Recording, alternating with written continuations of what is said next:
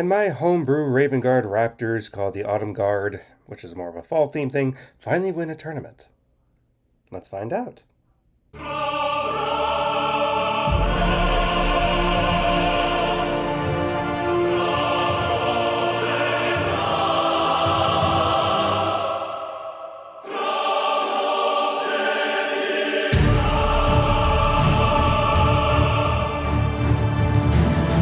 Hello, and welcome to my channel. My name is Brandon Wheeler. I'm a little bit of an indie author, and I've gotten into 40k and everything since October 2023. But I've been playing recently, so over a year now and everything, but I've gone through and discussed my stuff with Warhammer and everything, done a couple of videos on my past tournaments and everything, like I did my first GT in May and everything like that, and that was interesting. I went 2 and 3 in that. I do a homebrew off the Raven Guard Raptors. The reason why, because I chose Raptors, because I heard they were like, oh, smart Marines, perfect, that's perfect for me. And that's what I've been stuck with ever since. I call it the Autumn Guard because, again, yeah, fall themed and stuff, so I have some more purple, green, and stuff like that. Why do I have a straw in my mouth? It's because when I was in the army, I had heat stroke, so I can't talk right unless I'm biting down on something. It sounds like this when it's not no straw or anything, so I just use it to bite down and I talk right. That's how it works. I've been recently getting into discussing my time in the army and everything, and at least my last video last week. The next ones will probably be tomorrow, if you're interested in like that. I'm going to be talking about the Victory Tower, which is going to be really interesting. But stone basic. All right, now, the tournament that in discussion of this one was a tournament that we did at Hobbytown again. This one is a little bit different. It's actually a 2-day event. Now, our Hobbytown is only open on Saturdays from 10 to 6 and Sundays 12 to 6. So because of that, they're a time constraint. You couldn't really do anything like that, but kind of consider it like a mini GT. Supposed to 5 rounds, they can only have room for 4 rounds because they wanted to do 2,000 points this time. Which is like, okay, technically you could do, because last time we did like a 1250 type thing, and that was really interesting because I think 1250 is like the sweet spot because 1,000 points is a little bit less, but 2,000 is my favorite, but 1250 for the minimum I think is a sweet spot that a lot of people like. So they want to do like a 5 tournament thing with 1250, they could do that. I'd be interested in that. But what do we have? We had 16 players, well, 15, but one of the TO for the thing at the store, he stepped in because they were expecting there were like a few more extra signups, but they didn't show up. Like one person that was signed up and they dropped right before, so it was like, eh. But as far as armies that we had for this list, let me tell you, we had Custodes, Chaos Knights, Tyranids, Tau. The guy who stepped in, he had like an Ironstorm Space Marines. Astra Militarum, Sisters of Battle, Orcs, 2 Dark Angels, all 4 factions of the Chaos Gods represented. World Eaters, Thousand Sons, Emperor's Children, Death Guard, Blood Angels, and of course me, my Raven Guard Raptors. So that's about what we had and everything. So how will it go in this? Now, I was interested in maybe like versing Emperor's Children because like I've never faced Emperor's Children. But that's not how it goes. Now, what was my list, you may ask? The list I took for a 2,000 point thing, so as I can get it ready, I decided to do something different. I wanted to toy around with a 5-man list. So I brought a Phobos Librarian along with it. But I run the Vanguard spearhead detachment, which is -1 to hit outside of the 12 inches, and I get benefit cover at all time.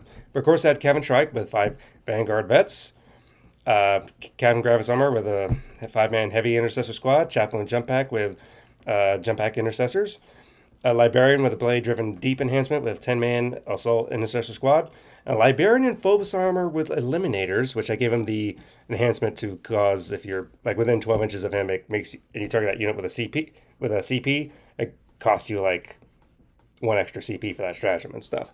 It's the first time really kind of using it and stuff, and it came in clutch at some times. A couple times tested and everything. But I had an Inceptor squad, of course my 2 Sternguard squads, which are always awesome. Gladiator Lancer, Invictor Tactical Warsuit, Predator Destructor, and Redemptor Dread. That's what I brought it for a 2,000 point list. Now, to get into the games, first, it was all randomized and everything, going there on Saturday, and what did you know? At the first game I play a player I've played multiple times.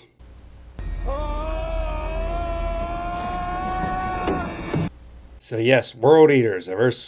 My World Eaters player friend that I've played multiple times throughout the whole thing. And up to this point, although the last time we played we tied, but up to this point he's not beat me with the World Eaters. He did beat me with his Admech, but ironically because I never first had mech up until that point, and I was using Gladius Task Force in that match because I was trying to do something different. I learned my mistake. Don't use Gladius Task Force. I am not a Gladius player. Screw Gladius Task Force. I'm pretty much going to always be Vanguard. That's just always how I'm going to pretty much do it. I did attempt to use Anvil Siege Force once, and that was okay. I don't like sitting still, though. I'm going to try to attempt to use the Librarian thing next, but that's going to be in process. But anyway, so in versing World Eaters, he was doing Berserker Warband.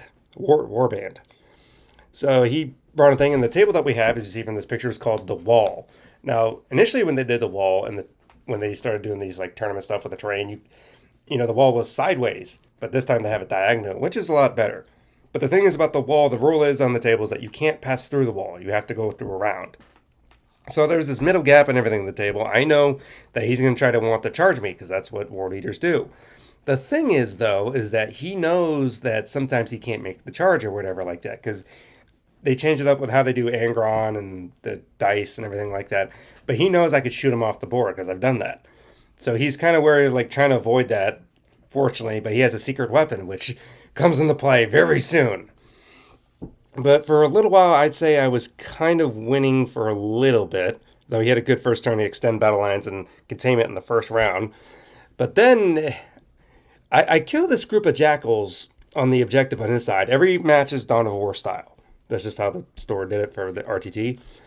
And I killed his jackals on the objective on the other side. That's fine. But the jackal's sticky on death. And the way this sticky works is that you have to be able to out-OC the objective to take it. So it's not like, you know, I just like take over a thing at the end of the turn. I don't know. No, I have to out-OC it. Well, here's the thing. I got my Chaplain and Assault Intercessors on it. And with Kayvann striking the army, he bumps the Assault Intercessor OC to 2. So I had 11 OC on it with the Chaplain. And it's just like, that's still not enough to take it over. So my plan is, you know, maybe I can run my Gladiator up, or I can take Kayvann and put him over there. But I was looking at Kayvann, and I was trying to think of the middle of the board, because that was going to be a big play. And I was like, no, I won't take Kayvann up during the end of his turn. I'll get it later. I know I can get it.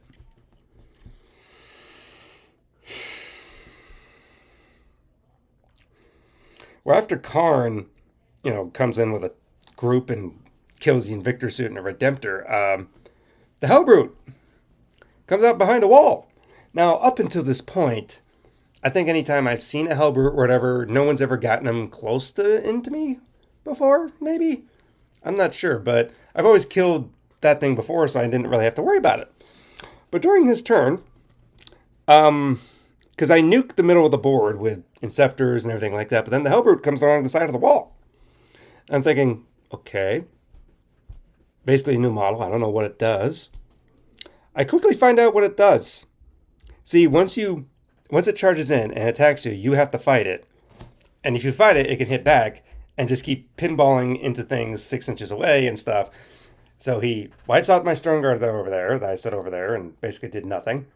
Wipes out the Inceptors, and he comes over to the Librarian squad with his eliminators. They're right there. The only reason he didn't wipe them out is because I realized the stratagem thing he used, he didn't have enough CP, so I prevented him from getting an extra roll. So that took away 1 die, so my Librarian was left, stopping the onslaught on 1 health. Here's the problem. I could have easily picked up the Inceptors during the end of his turn with the stratagem I have, because I can go uppy-downy and stuff, and put him over there and take that objective with the Jackals on the other end. But no, they all died, because just pinball. Pinball Hellbrutes. And it went pretty poorly is what it was, and then came a bunch of 8-bound and a bunch of other stuff with that, with a Demon Prince. And it started going very poorly, and I saw what was going to happen. I was like, yeah. Basically, in the 3rd turn, it was over.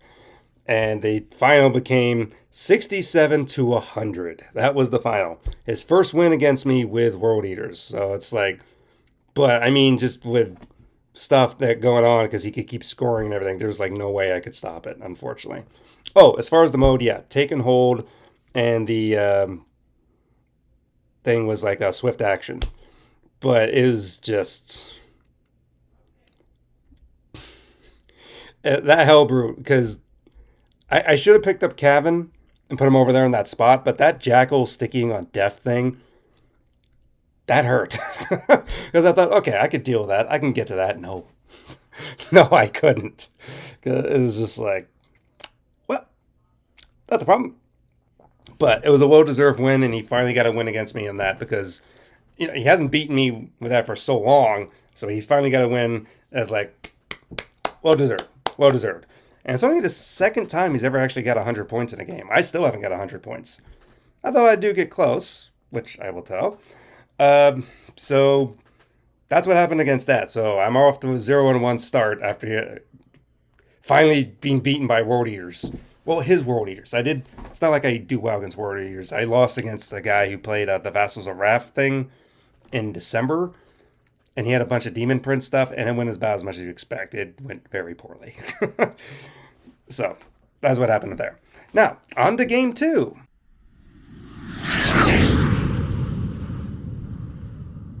Now, the second mission was Supply Drop and Fog of War. That was the mission rule and stuff in this. This was against Astra Militarum, and interestingly enough, I played this guy right before the tournament because I was basically testing this list out that I was using for this tournament, and I tested one game I had against him. And yeah, it went pretty well, but it was close. Because during the practice game I had, but before the tournament, I was able to kill one Baneblade. He came with 2 Baneblades. He had Astra Militarum, and his thing was Siege Regiment. He has 2 Baneblades and everything. During the practice game, I was able to kill one Baneblade in turn 1. Not so much this game. One of his Baneblades basically nuke my heavy intercessor squad because I tried putting him out in the open to shoot at something and didn't really go well. And the captain was the only one left, so on my turn, when the captain was the only one left because he lived, I took him and just hit him behind a wall because no way I'm messing with that. And it was a slugfest going back and forth. Kayvann was able to do things, but Kayvann was able to knock out a tank. Finally, I think was it Lehman Russ tank? And I just kept trying to get him away and everything, and I just had Kayvann just like, all right, he's going to go away and he's going to hide. But that comes to the play at the very final part of the thing, because the end of the thing, I had containment and secure no man's land, which I was able to do for one objective because my Phobos Librarian was there or whatever. But no, it was the middle, because I'm doing this the day after. The middle of the board, I charged everything I had into it, my Redemptor, my Sternguard. Kayvann couldn't get in, but I charged everything I had in it. But my captain, because on his turn before, I did the uppy-downy thing with a hope on the 5th turn I could do something. Maybe with it, was like, maybe I can bring him in strategic reserves on the next match or something like. Maybe I get established locus or something good on the next thing. Well, I get containment and secure no man's land, and because the captain can contain his side of the board and someone else contains that side of the board, it just becomes, very interesting slugfest in the middle. I take over the middle. That gives me secure no man's land. His Baneblade tries attacking the middle, but the problem is he drew behind enemy lines and established locus. Even with the supply drop thing, because the alpha objective was in the middle, and that's what we were playing for. Even if his Baneblade was able to manage to get in, because he was going to charge his Baneblade into my Dread, I just used my strategy to move my Dread away. But either way, he got in, and it just... which I think, now that I think about it, that... if I go to the stratagem that I have, which I'll admit I probably did something wrong because I keep forgetting about it. But let me look at it.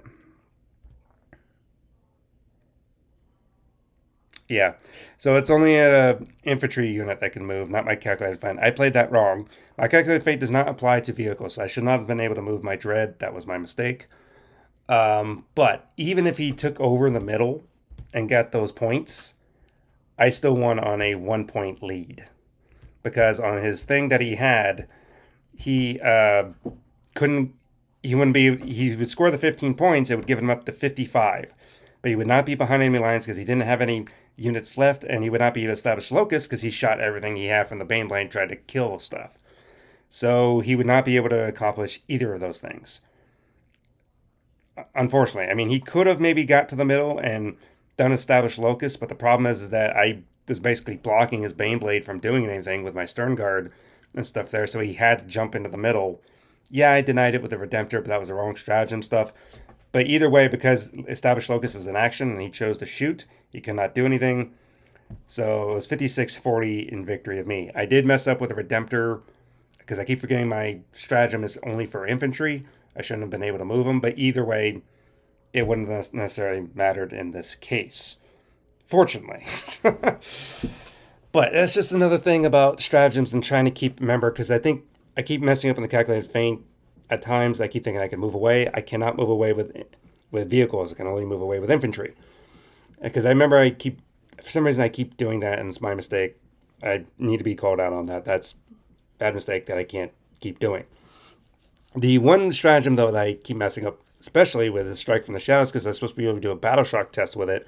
And I always forget the Battle Shock test that I have, that I get to go with it. But that's just what happens. But you learn and everything like that. Fortunately, because I'm thinking about the Redemptor moving after the fact, it wouldn't have necessarily changed the game, because I was blocking him from his main blade being able to do anything. So he basically had to shoot me to get me off the middle to get OC on it. But because with the Redemptor and the Sternguard there, I had 9 OC. His Baneblade had 8 OC, so he had to get on the middle. He wouldn't be able to out OC me to take over the middle, and he would not be able to... he would be able to at most establish locus, but that'd be it, but that still would have made a difference point-wise. So unfortunately, I think he did try drawing a different card, but it gave him behind enemy lines, so either way, it didn't work out. But that's how sometimes the games run, unfortunately. But it's just something I have to keep remembering. It's I can't move the Redemptor, but fortunately it wouldn't have mattered, but I need to do better in that aspect. So that day was over and everything, so going into round 3.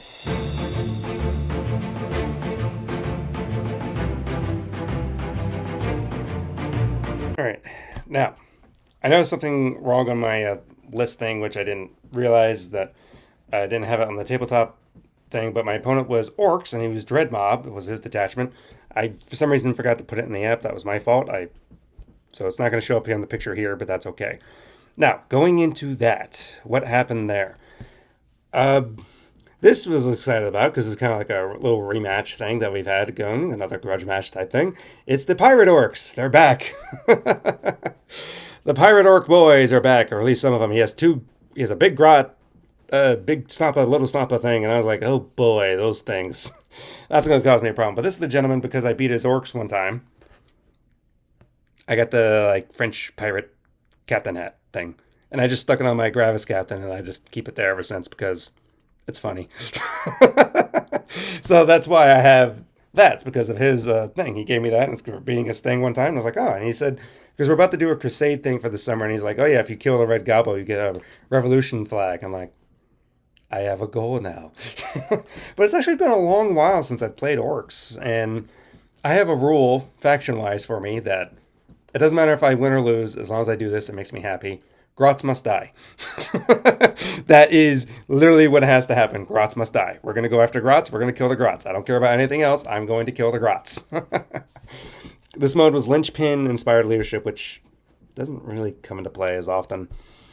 Now, unfortunately, because they open up at 12 on Sunday, and I'm not going to miss church and everything for it, so I get there a little bit later. I get there about 12:15 or so. Basically, once you get there, you start your game. Now, we still had, even with a little bit of extra time, we stopped at 3. Supposed to 2:30, which I think was the original time. So we got a little bit of extra time, but unfortunately, he's a little bit slower of a player and stuff, a little bit more older gentleman and everything. So it's but he's trying his best and stuff. And even he at the end is like, if only I could move faster and everything. And I'm just like, that's the unfortunate thing at times. So when someone's slower and everything and you have a time limit, it is stressful and everything. And I feel bad for the guys. It's because you're trying to do so many things and you're trying to organize, and it does get stressful, because I'm fast and stuff. You have people who are extremely fast and everything. So when someone's slower, it takes up more time and everything. But it's just that's the one disadvantage of tournament stuff, because when you're in casual play, sure, it takes as much time as you want, play. But time-wise, it's it sucks. But unfortunately, that's what happened. The time limit did come into play into this, because we only went through 2 rounds. And because of what happened and everything, I got... he was trying to score no prisoners. He only got 4 points for no prisoners. He failed to kill my gladiator. So because of that, I had defend stronghold and the round ended. I had 1 point more than him. But if he was able to score no prisoners, like fully, we would have tied. That was what the interesting part was. So it's just like, okay, so it worked out in my favor, but it's just, I feel bad because it's like, I don't like timing out wins. Not necessarily, not especially after round 2. If it's like round 4, that's like, okay, that round 4 is like, you could debate like, oh, who would have won in the 5th round if there was, but sometimes the games are already over. Like, well, I heard some other people, the games are over in like round 2. Like, my War Eater friend, he was versing Death Guard. That was his next opponent. And the Death Guard are currently, I guess, broken. And he said, yeah, the game was basically over in round 2. It went very poorly. It went very poorly for him. So I was like, ugh. So, yeah. But that's what happened with... Well, that's what happened with me. In that game, I felt bad I only won by a point. Wish we... There's just so much you can do, unfortunately. There's nothing wrong with the gentleman. He's a great player, great guy, and everything. Seriously, Praetores, the more I looked at his big Gropmas thing, like someone pointed something out about the, you know, the big stompa, and I was looking at him like, I just realized there was like a parrot on his shoulder. It's like the more I look at it, it's like the more detail I'm finding, and I was like, that's amazing. So it's great and everything, and it's always fun to have something like that. If I give something out, it's going to be like some sort of coins or something like that. I feel like I'm going to give out coins. I feel better with that. But it's interesting in how that works and stuff. I just like it. So I won round 3 at a time and being 1 point ahead. I wish it actually was a tie, but that was. Now, going into round 4, which is interesting, I've only played this army one time before against this guy at like the November tournament last year. And seemingly I get to have a little rematch for him this time at 2,000, because before it was at 1,000.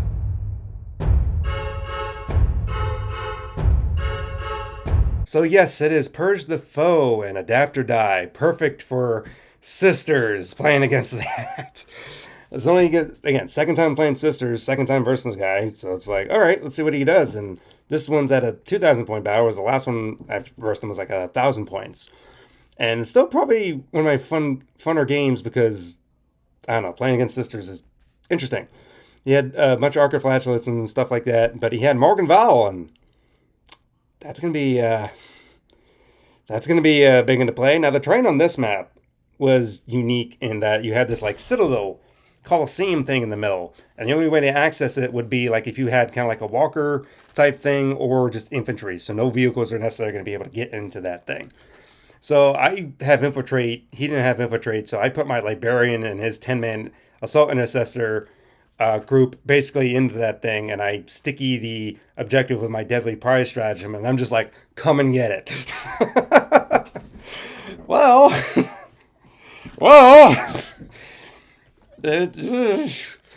first turn on the board and everything goes on, and he's doing some stuff, and I make sure I get a kill. I kill off his tank that's off in the corner, so I get a kill. Boom, good, great.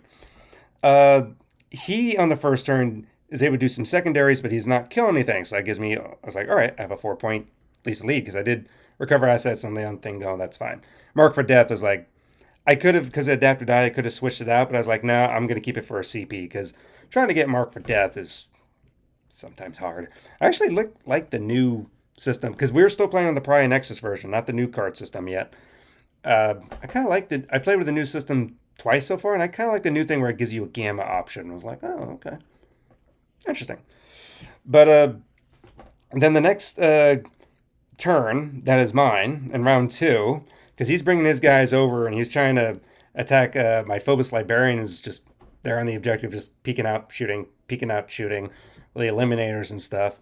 And it's basically how we did both sides of the board. I really stacked the right, and he was also going to go to the right. I only put one thing in the left, and that's my heavy intercessors with the dread, because I was like, all right, I'm going to focus on the middle, and I'm going to be on the right. I may not be able to do all 3 objectives, but I'm going to do at least 2 of those objectives, because he's not going to be able to take all of it from me.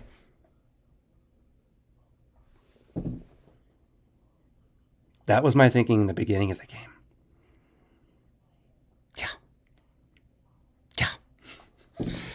Yeah. Well, turn 2, when it's my turn up, because his stuff is basically out there in the open, ever since the Orc game, because during the Orc game, I was able to kill his little Stampa, and then my Gladiator was able to finally knock out the big Stampa on the second turn, and so I nuked his stuff. So my Gladiator, because in the first 2 games the Gladiator wasn't doing so much, but in these 2 games my Gladiator was having a ball.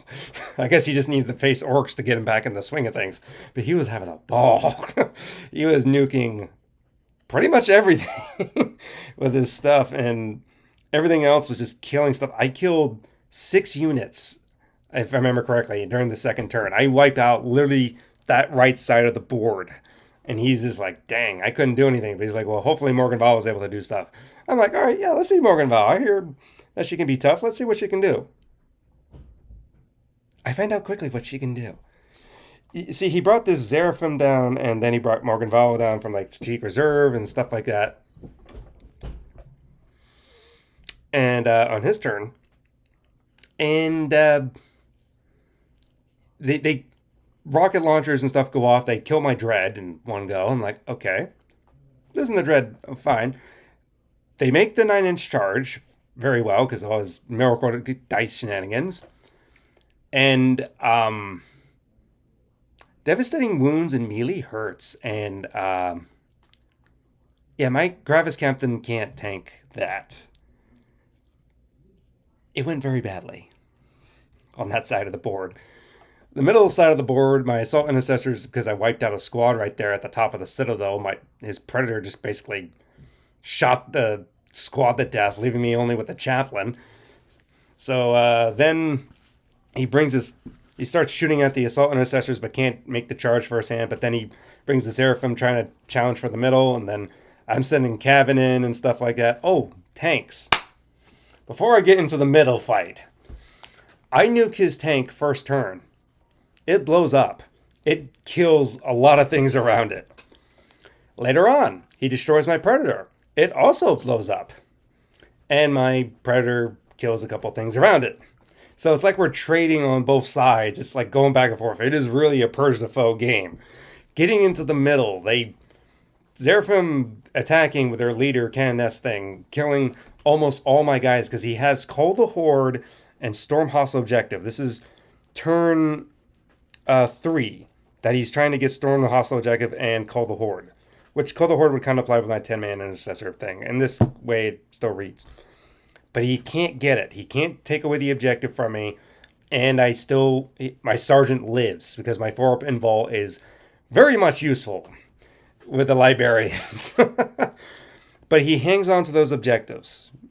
Keep thinking of that.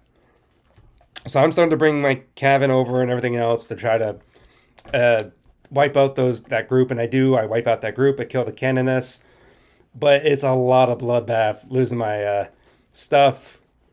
And then Morgenval gets close enough after wiping out my intercessors on my home objective, because why not? They get close enough, and because you can see into the thing, they shoot at Kayvann's unit and just wipes out the Vanguard. So I just have the Librarian, the Chaplain, and Kayvann there, which I was trying to get a good picture, but then he put the Canoness back up because she can come back on a CP thing, and I was like, all right.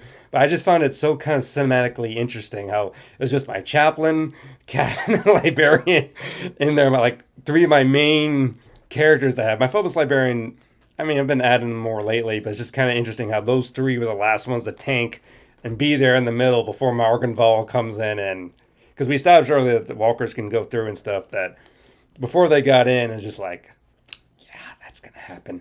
And they just they're pretty much going to kill everything during that turn. So going through and everything, and we're basically out of time, so we just talk about what we get with the cards and everything.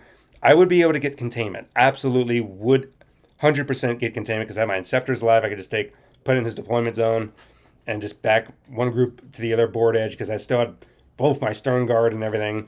They would absolutely be able to contain. Absolutely. Extend battle lines I can't score because I don't have my home deployment anymore. Now, he gets sabotage. Absolutely gets sabotage. He tries to pull different things to do containment because, unfortunately, he didn't. I don't know why he didn't, but he didn't. He couldn't do containment because either most of his stuff was in the his deployment still, so you can't contain while you're in that deployment, and they were in no position to try to get to the other sides of the board that fast. But he tried throwing everything he had into the middle. But it's either like my Inceptors can either contain on his edge, or I would bring him back and I could wipe out the dudes on my home objective because that's what Inceptors can do. And I had more than enough that I could go to one side of the board and everything. Either way, I got containment. Either way, I could destroy those guys on my home objective with something. I had the ability to do that. That's what we both determined. Like, yeah, you could. So that prevented him from doing containment because he could only do his deployment zone, which you can't do in containment, and he is nowhere near the sides of the other sides of the board because everything else is in the middle. But he does score sabotage. That he absolutely gets. And he had more objectives. He definitely killed more towards the end because when a character is left, that counts as a character, that counts as a separate unit killed. And like, rah, Persia foe dead. At a slugfest, going back and forth trying to figure out the points and stuff, but a slugfest of what we can figure was 93-88 in my favor. It was definitely, that is my highest scoring I've ever had. I've only gotten to, I think, 85 or 84 that I've been able to count, but that is the highest I've ever had.